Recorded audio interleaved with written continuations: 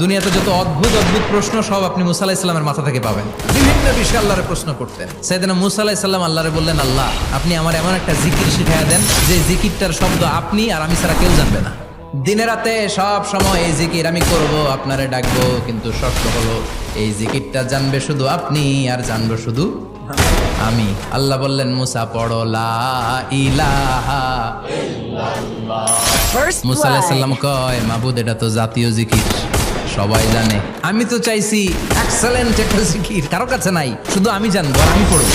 আল্লাহ বললেন, মুসা এই লা ইলাহাকে যদি এক পাল্লায় রেখে দাও, তামাম বিশ্ব, সাত আকাশ, সাত জমিনটারে তুলে যদি তুমি আরেক পাল্লায় রেখে দাও, লা রাজাহাত কাফাতু লা ইলাহা ইল্লাল্লাহ, মুহূর্তের মধ্যে লা ইলাহার পাল্লা ভারী হয়ে যাবে।